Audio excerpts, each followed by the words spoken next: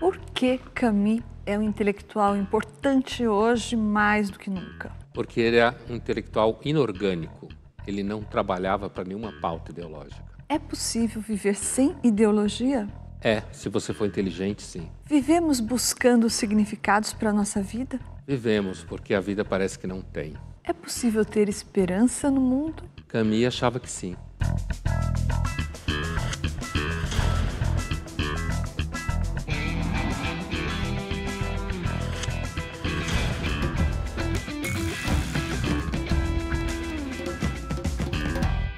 Estamos iniciando mais uma edição do Linhas Cruzadas, hoje para falar sobre o escritor e filósofo Albert Camus e das saídas que ele propôs para alguns dos principais dilemas da existência. Oi, Pondé. Oi, Thaís. E nós vamos ver agora uma cena do filme Albert Camus, de 2011, que mostra a curta vida desse escritor, nascido na Argélia e que rompeu com Sartre e com boa parte da esquerda francesa no pós-guerra. La rédaction des temps modernes a quelques réserves sur ton livre. Ah bon? T'étonnes? Un peu. Tu dois t'en douter, non? Le fait que la droite t'encense te pose pas un peu problème? Attends, soyons clairs, Sartre. Si la vérité me paraissait à droite, j'y serais. Moi aussi, je trouve les camps soviétiques inadmissibles. Mais je trouve tout aussi inadmissible l'usage qu'en fait la presse bourgeoise. C'est ça qui nous sépare. Quelle erreur. Quelle erreur énorme. Il faut se battre contre le totalitarisme. Contre tous les totalitarismes. L'histoire vous donnera tort, mais il sera trop tard. Cesse de jouer les Cassandres. Et puis qu'est-ce que tu attends de cette dénonciation des camps soviétiques? Tu veux désespérer la classe ouvrière? C'est toi, Sartre? Toi qui sais d'où je viens, qui m'empêche de désespérer la classe ouvrière?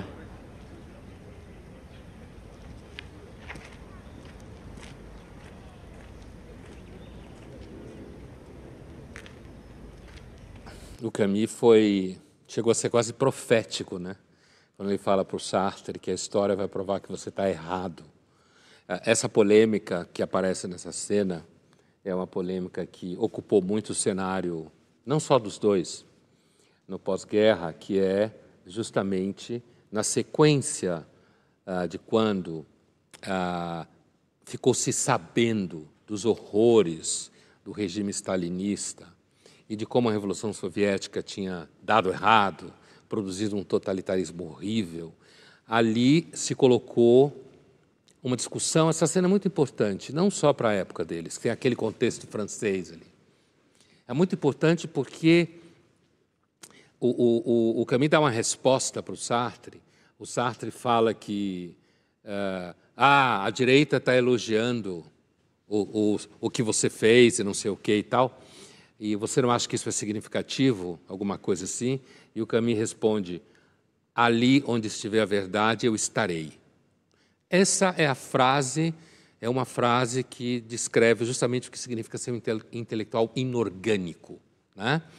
É assim, é um intelectual que, ao invés de trabalhar por uma pauta política, ele está preocupado em discutir as coisas sem, digamos assim, o objetivo político ideológico.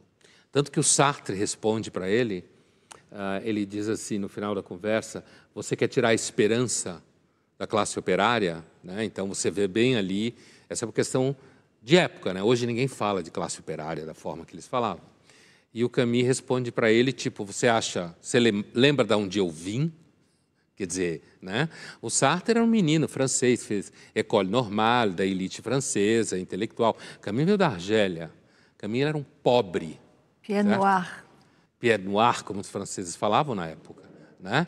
Então, é claro que a gente olhando daqui para trás, apesar de que, Thaís, eu tenho a impressão que a maior parte da classe intelectual, não só brasileira, mas falando aqui do nosso país, a maior parte da classe intelectual, envolvendo aí não só professores ou filósofos, mas artistas, jornalistas, todo mundo que está envolvido, digamos, com o mundo das letras, de alguma forma, continua pensando como Sartre. Então, Pondé, sobre isso, o historiador britânico Tony Judt, ele usa essa expressão anestesia moral coletiva para definir o que, segundo ele, acontecia nesse pós-guerra francês, entre a intelectualidade francesa. Quer dizer, como você citou, como mostra o filme, todo mundo já tinha conhecimento dos campos de trabalho forçados, das perseguições, dos falsos julgamentos que estavam sendo promovidos na União Soviética, no regime comunista. Mas a intelectualidade francesa, em sua maioria, preferia fazer vista grossa. E o Albert Camus, não. O Albert Camus acabou por romper com essa anestesia moral coletiva, como diz o Tony Judt. Teve alguma consequência, além da coisa mais ruidosa, que foi o rompimento dele público com Sartre e tal? Qual foi a consequência política dessa atitude do Camus de ser uma dissidência nessa anestesia moral coletiva? Ele foi cancelado. Se a gente falar com o que surpresa! De hoje em dia, ele foi cancelado. Romperam com ele, né? Tanto que quando ele morreu, apesar que ele era um Nobel, não sei o quê, o Camus morreu numa... Ele quando chegou, ele foi erguido ao pedestal, porque ele era uma espécie assim de filho da classe operária que virou intelectual, né? Então, se imaginava que ele ia realizar, então, o sonho do operário intelectual, né? E quando ele morreu, ele estava abandonado, escorraçado. Não é que ele criou uma outra revista, né? O Combate, assim, não é que ele tinha perdido espaço na vida intelectual francesa, mas ele só tinha espaço na vida intelectual francesa porque a vida não estava reduzida só aos obcecados da esquerda. Você pega, por exemplo, o Raymond Aron, né? Que está ali, na mesma geração, que é outro que o Tony Judt entende que não sofria de anestesia moral, certo? Coletiva, o Raymond Aron, contemporâneo deles. Você tinha ali um nicho muito estreito de quem não estava trabalhando à esquerda. Essa questão, quando eu falo que isso daí hoje continua-se a favor do Sartre, nessa polêmica com o Camus, é porque hoje, apesar de se saber muito bem de todas as baixarias lobistas, de todas as mentiras que se praticam nas instituições, de todo o greenwash que existe no mundo corporativo, certo? Apesar de se saber que a academia está reduzida a zero em termos de qualquer atividade inteligente, porque todo mundo só repete a mesma coisa porque tem medo, certo? Continua se mentindo, como o Sartre. Pela mesma causa, achando que você tem que mentir, porque assim você vai combater a opressão. Então, o que você está dizendo é que, da mesma forma que aconteceu no pós-guerra, com Sartre, Simone de Beauvoir, Merleau-Ponty, as pessoas preferiam mentir para combater a opressão, como você disse, e você acha que é essa situação que está acontecendo agora? Quer dizer, era uma mentira funcional, uma mentira para o bem, uma mentira engajada, ideológica. Uma mentira ideológica. Só que também existe o componente o componente da sociabilidade, que, aliás, é o objeto de pesquisa do Tony Judt, no Passado Imperfeito, né? Esse conceito de sociabilidade intelectual, ou seja, o modo como os intelectuais se organizam, que existe até hoje, quer dizer, então, disso que eu falava. Os intelectuais se organizam ao redor da mídia, de redações, de universidade, de instituições que têm a ver com bolsas e tal. E essa sociabilidade, ela enviesa completamente o pensamento. E é com isso que o Camus se bateu. Ela enviesa. Então, não é só uma questão de continuar mentindo em nome do combate à opressão. né? Porque eles também são opressores. Nesse sentido da sociabilidade, o Tony Judt também faz uma imagem interessante, que ele diz que naquela época, mesmo com tudo isso acontecendo, se você fosse a um jantar de inteligentinhos, como você gosta de falar, e dissesse alguma coisa contra o regime comunista, fizesse alguma crítica, aquilo cairia como um insulto, como se fosse um insulto ao anfitriã, seria de tão mau gosto que era como se você contasse uma piada chula ou você dissesse que a comida estava ruim, ou seja, você estragaria o jantar inteligentinho na hora. É a mesma coisa de se você vai no jantar de colegas, assim, eu imagino que no mundo jornalístico também não seja muito diferente, imagino que também no mundo acadêmico não seja diferente, né? Então, assim, conheço, isso pode acontecer se você, por exemplo, colocar em dúvida, digamos assim, a santidade de pautas identitárias, ou você simplesmente colocar ela num quadro de ações humanas, de ações e reações. Você também vai estragar a comida. Linhas Cruzadas volta já já e no próximo bloco nós vamos ver quem são os intelectuais inorgânicos agora.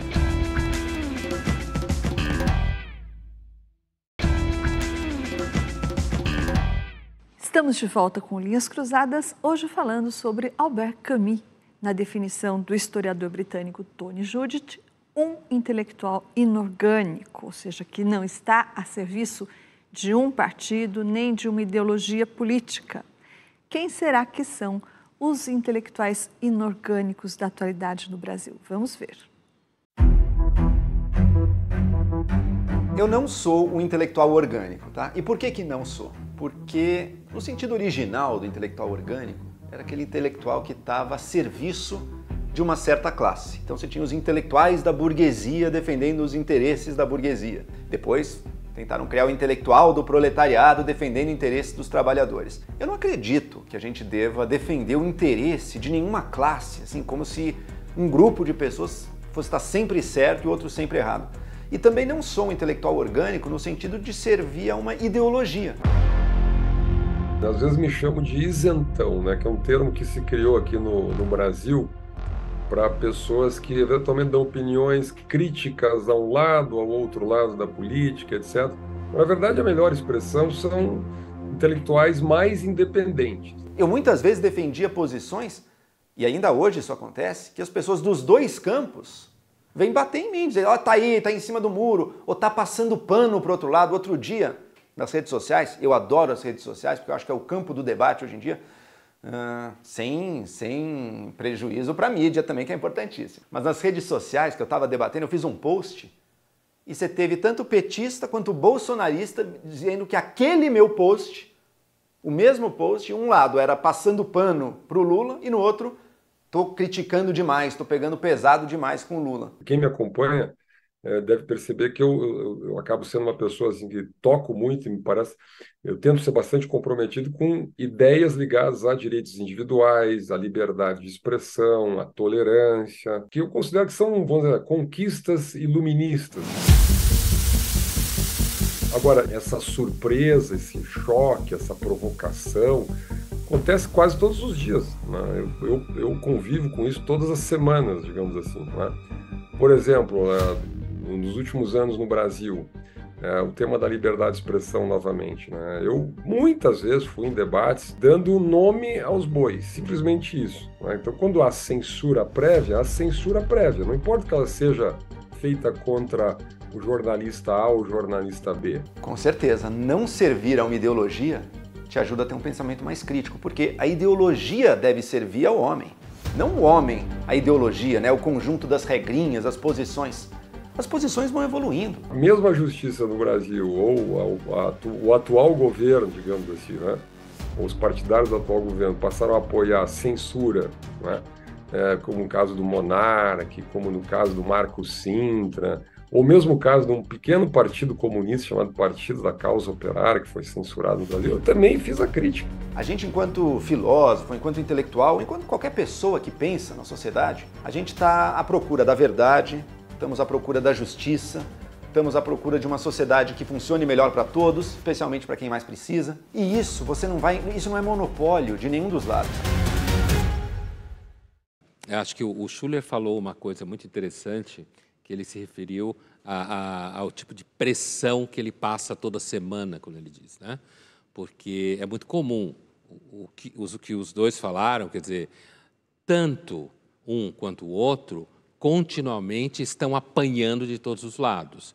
Eu acho que por uma questão geracional quase, o Joel é naturalmente alguém que transita pelo ambiente das redes sociais. Ele entende que, graças às redes sociais, a gente ficou muito mais informado durante a pandemia, né?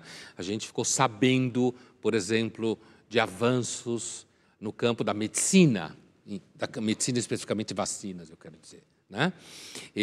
Uma das coisas que faz com que o Joel tema muito essa discussão sobre regulação das redes sociais e da mídia.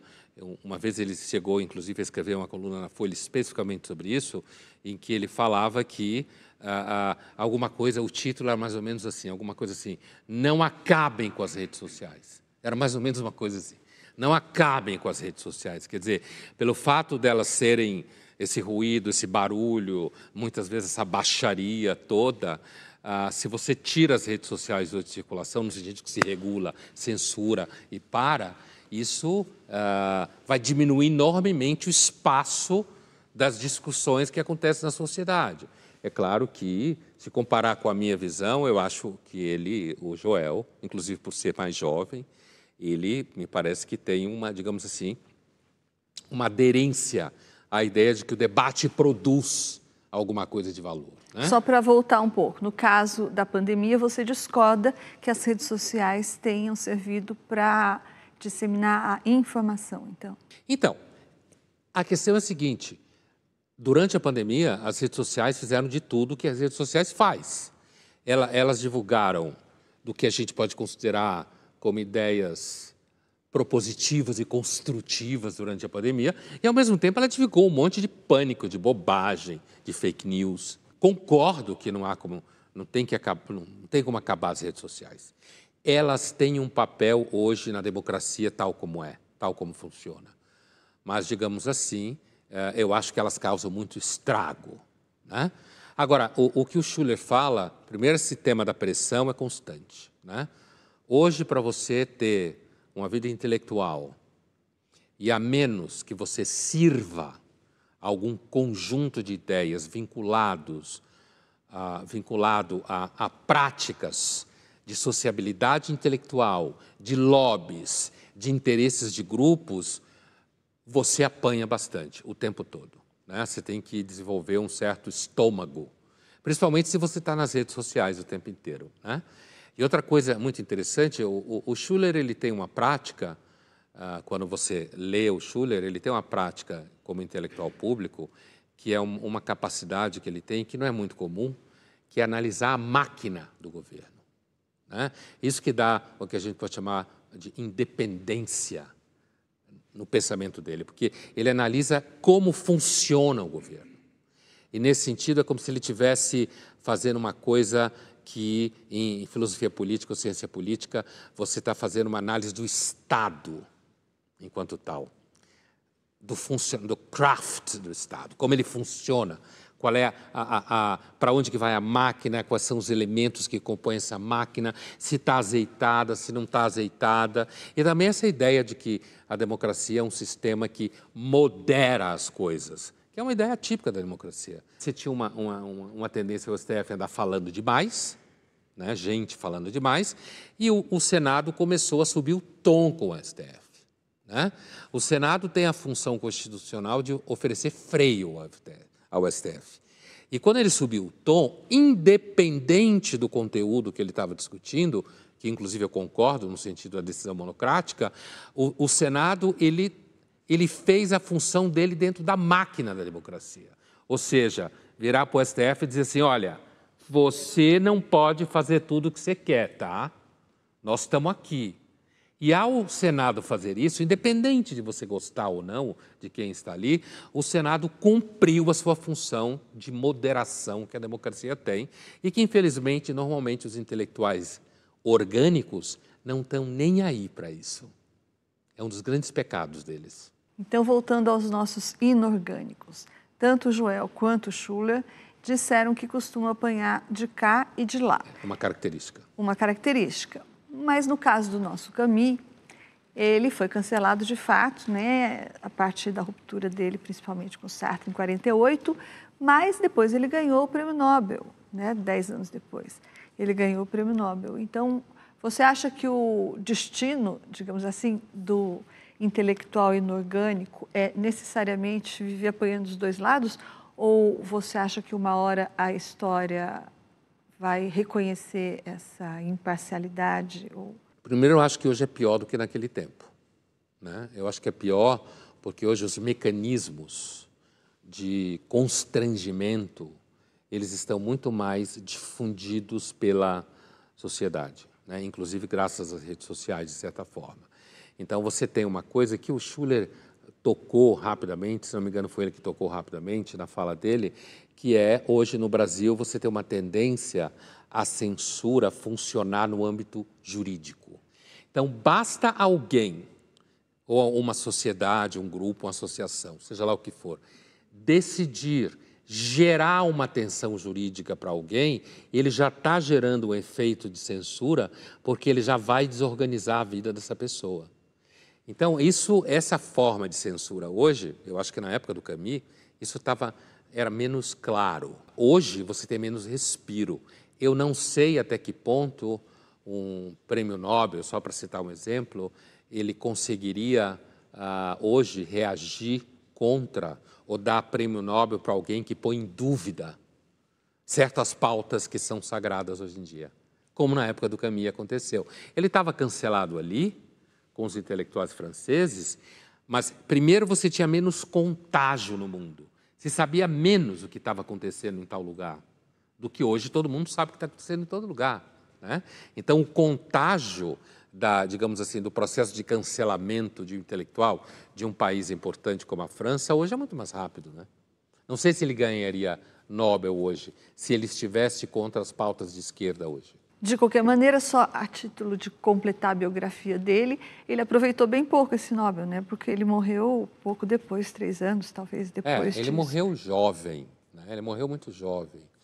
E assim, mas a força, eu acho que a força do Camus, o Camus é um intelectual que ele não marcou, digamos assim, o espaço intelectual unicamente com o que ele escreveu, mas com o modo de vida que ele teve, de onde ele veio. Que isso sempre foi, a boca pequena sempre se falou que o Sartre tinha uma certa inveja do Camus, né? Porque o Camus vinha da classe operária. Naquele momento, como desde a Revolução Bolchevique, dizer que você vinha da classe operária significava dizer que, de certa forma, você tinha uma certa pureza de raiz. Era um selo de autenticidade. Exatamente isso. Um selo de autenticidade. O que hoje pode ser vinculado, por exemplo, a se você faz parte de alguma minoria identitária. Também é um selo de autenticidade hoje em dia. Então, o Sartre se sentia um pouco, digamos assim, numa situação um pouco mais delicada, porque o Camus vinha da Argélia, portanto, ele vinha da colônia, ele vinha de uma família pobre. O que, evidentemente, isso acabou se virando contra ele, né? Quando veio a Guerra da Independência argelina e tal. Mas o Camus é um cara que teve muito claramente mais envolvido com combates do que o próprio Sartre, né? Pois é, então o Sartre tinha outros motivos para ter, digamos, um certo ciúme do Camus, né? Tirando a origem. Eu acrescentaria aqui o fato de que o Camus era muito bonito e o Sartre era muito feio. E também o fato de que o Camus... Provavelmente. Isso é inegável. E também o fato de que Camus escrevia muito melhor do que o Sartre, de uma forma muito mais sintética, além de ser um homem de ação também, além de um teórico, né? Escrevia muito melhor, né? O Sartre, como muitos filósofos da escola existencial dele, claramente, escrevia muito difícil, né? E, às vezes, muito abstrato. O Camus era bem mais desafetado, né? Exatamente isso, desafetado, concreto. Linhas Cruzadas volta já e no próximo bloco nós vamos falar sobre Camus e a filosofia do absurdo que ele criou.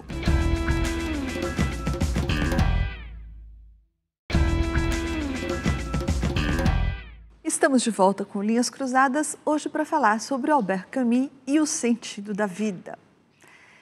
Então, Pondé, naquele livro, Mito de Sísifo, o Camus começa falando o seguinte, quer dizer, num dos trechos do início, ele fala de um sujeito que acorda, toma o bonde, vai para o trabalho, almoça, volta para o trabalho, toma o bonde, vai para casa, dorme, acorda e começa tudo de novo.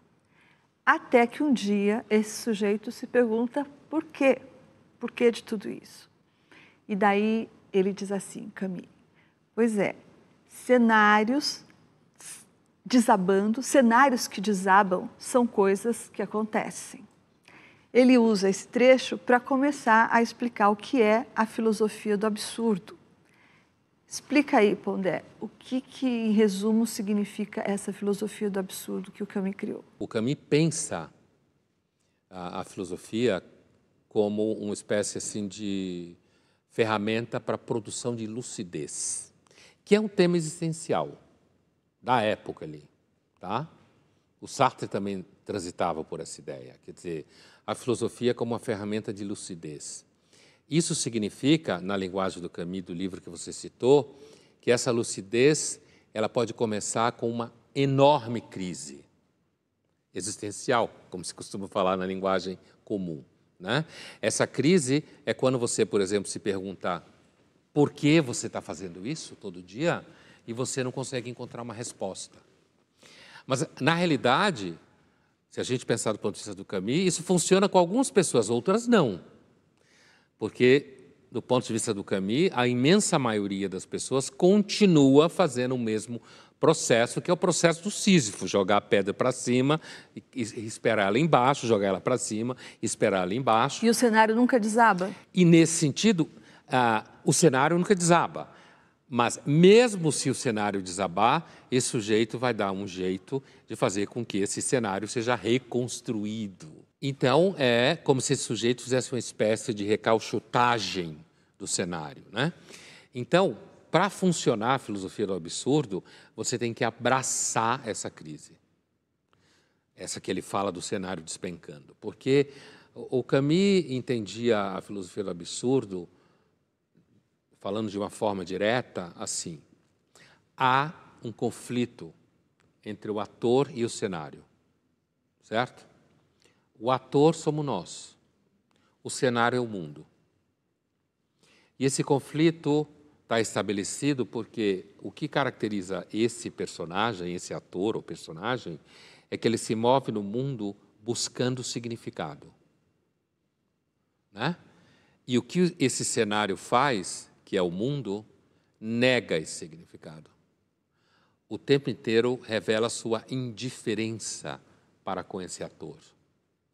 É essa relação, que a gente pode chamar de assimétrica, entre a expectativa de significado do ator e a indiferença do cenário ou do mundo para com ele, é que é o absurdo. Certo? Então, para o Camus, reconhecer a crise é abraçar o absurdo.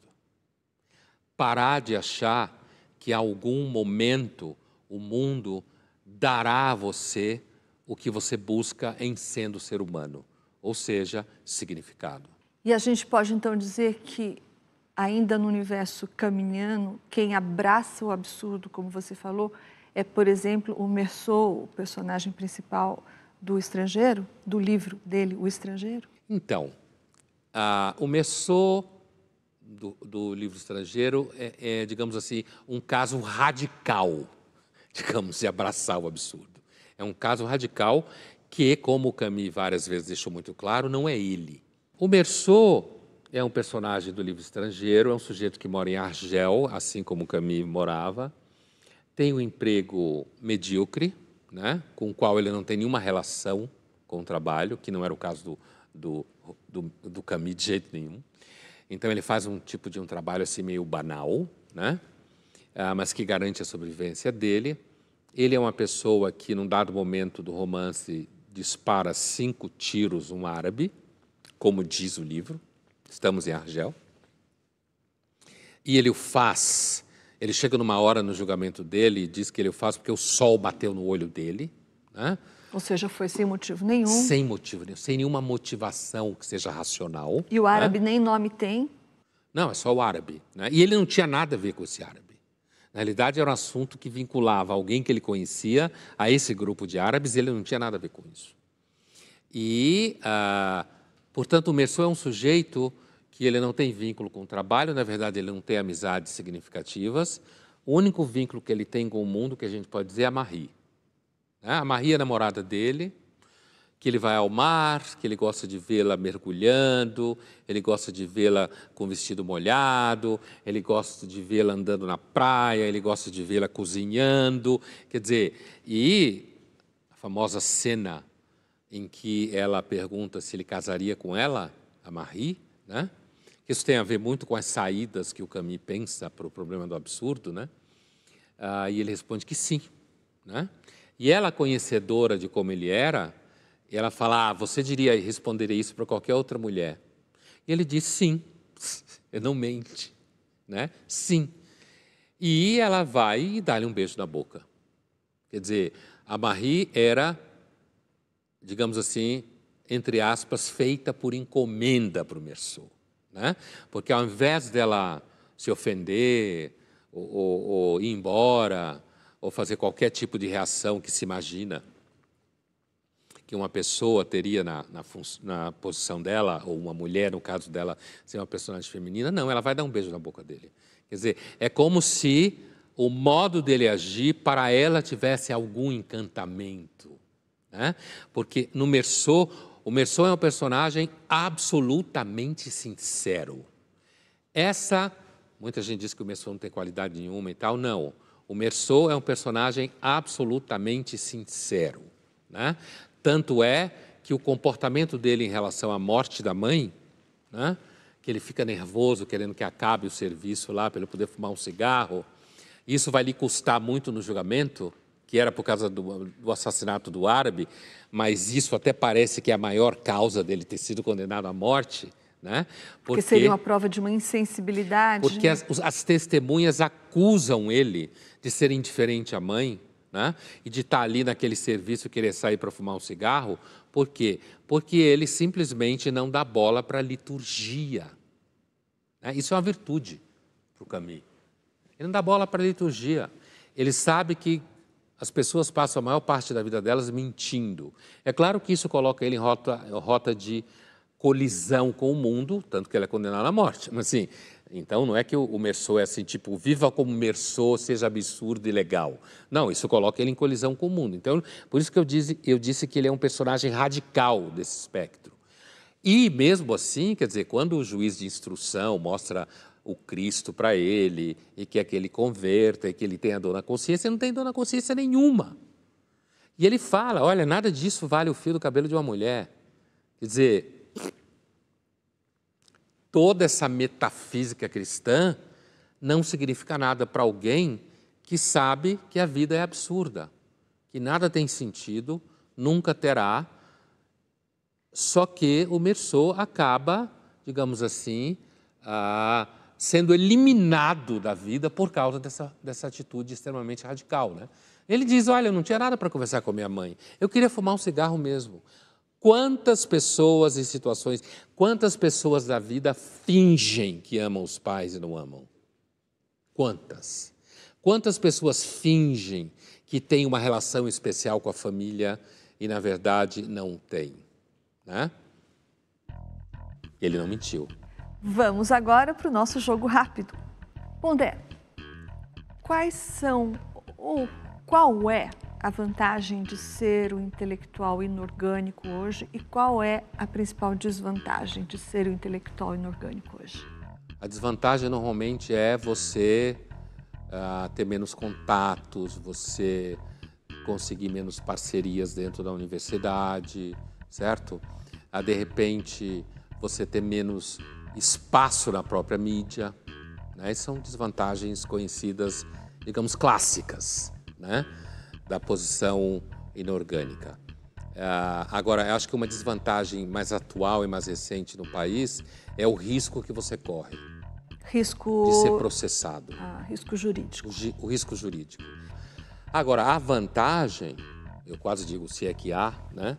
Mas a vantagem, eu diria que está muito ligada ao próprio comportamento que o Camus tem na cena, na vida dele, mas na cena que a gente viu no começo, né, da nossa conversa, que é a posição inorgânica é uma posição que faz com que você durma melhor, né? Porque você sabe que você não está comprometido com nenhuma farsa na sua atividade intelectual cotidiana. Você se apaixonaria pelo Meursault, Thaís? Vocação para Marie? Eu acho que não seria difícil, né? Olha só, Mas confissão. você mesmo ressaltou essas qualidades, são muito raras e muito apaixonantes. Alguém autêntico, alguém franco, alguém que não mente, parece um ser superior, apaixonante, né?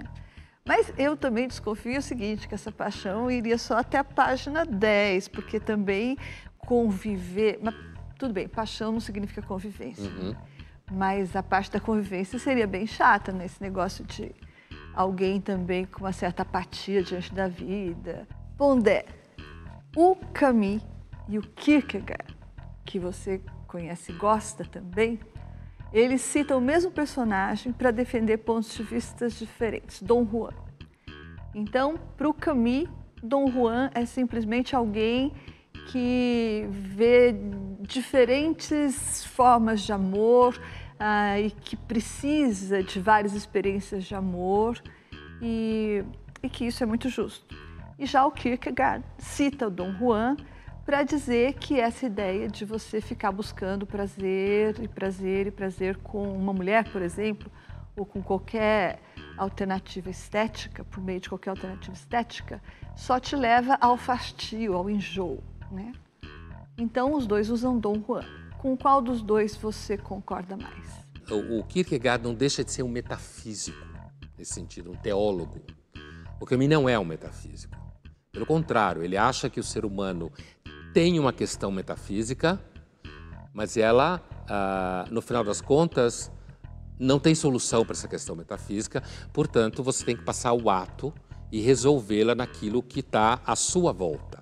E, portanto, o gosto pela vida estética, como se fala em filosofia, não arte, hein?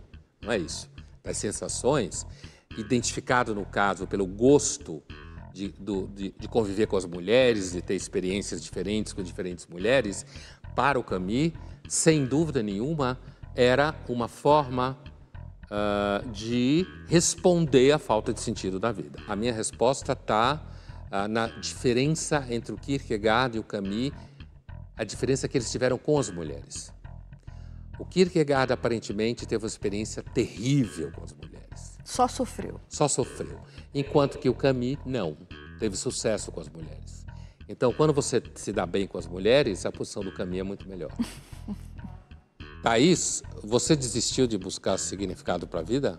Pondé, eu não me preocupo muito com isso. Para mim, eu acho que a vida já tem significado por si só. Então, não fico aí buscando, não. Tá bom. Trabalho, amor, família, amigos, isso já tem muito significado, tá bom. De bom tamanho. De bom tamanho. Linhas Cruzadas volta já já e no próximo bloco nós vamos ver as 3 maneiras de enfrentar o absurdo, segundo Camus.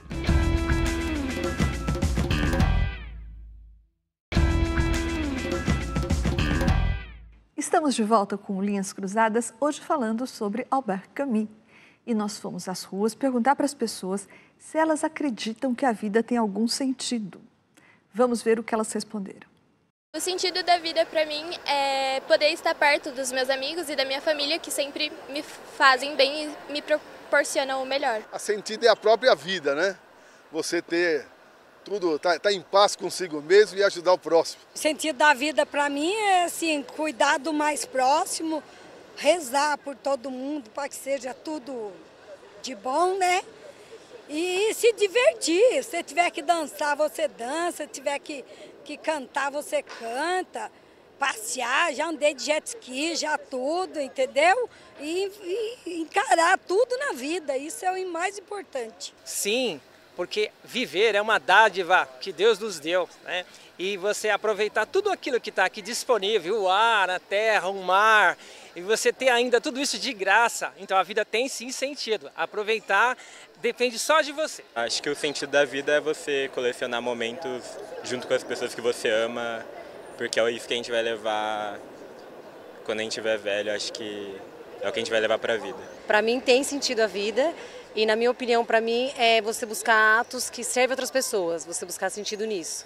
O ato de você servir outras pessoas, isso te fazer bem, isso para mim faz sentido na minha vida.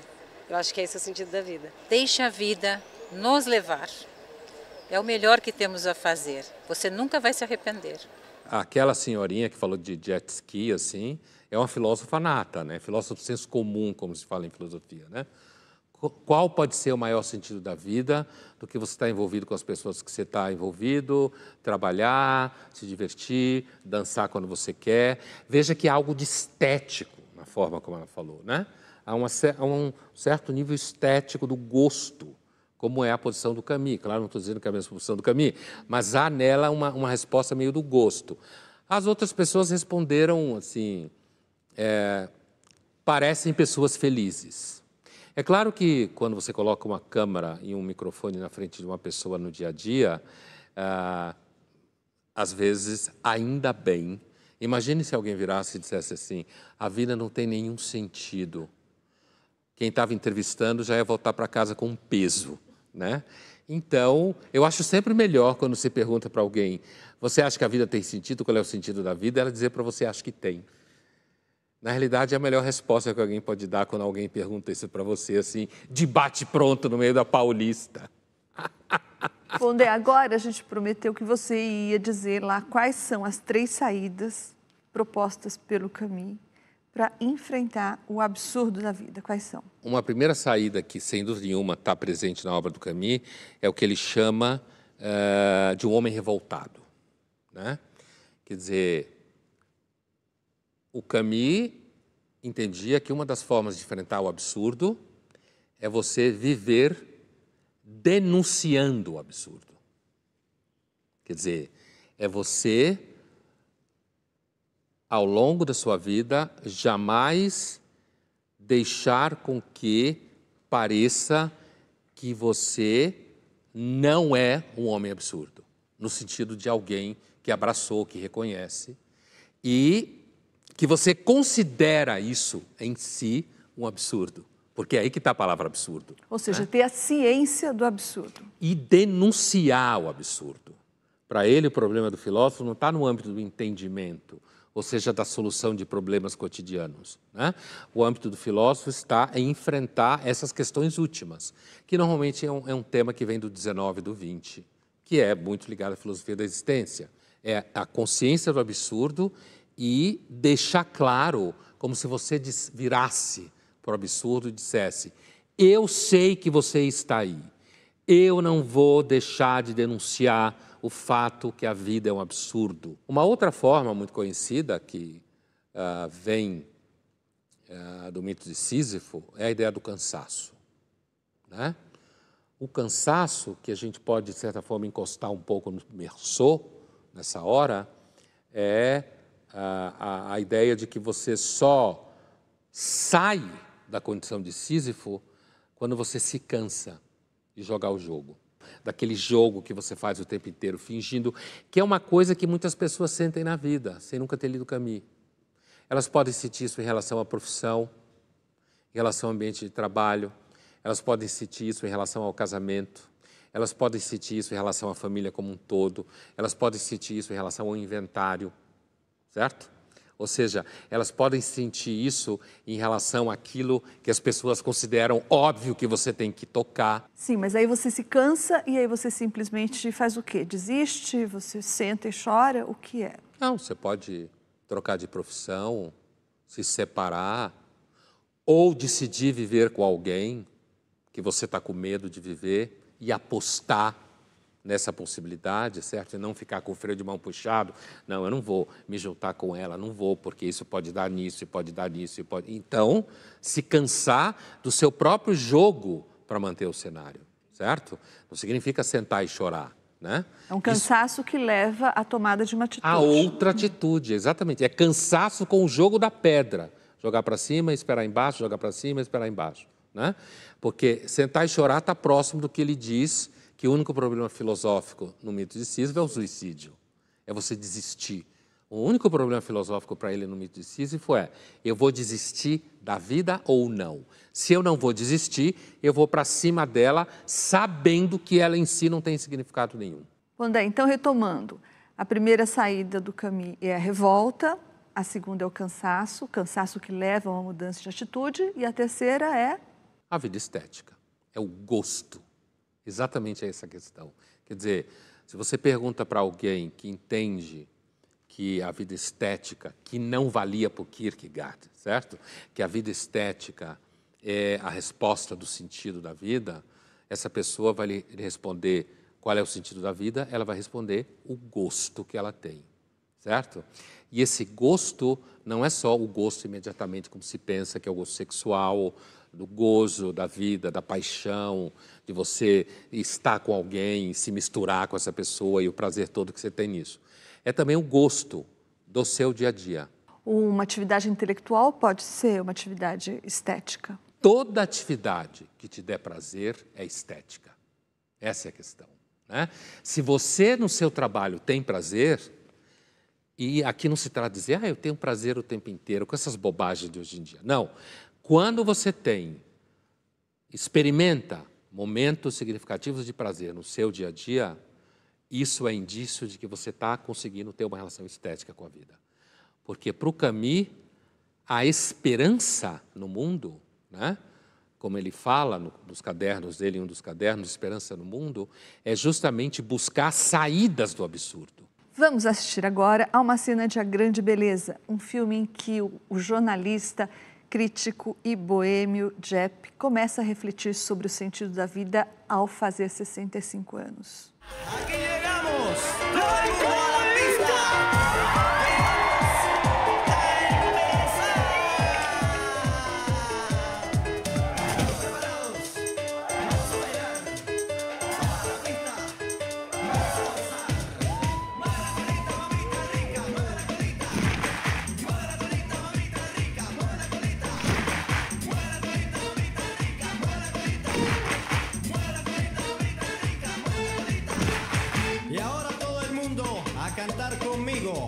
Les quiero hacer una pregunta. ¿A dónde le gustan las mujeres? Ahí, ahí. ¿Y cómo que le hacen los hombres? Así, así. ¿Y a dónde le gusta? Ahí, ahí. ¿Y cómo es que le hacen? Así, así. Pa'lante, pa'lante. Pa' arriba, de nuevo. Pa'lante, pa'lante. Pa' arriba.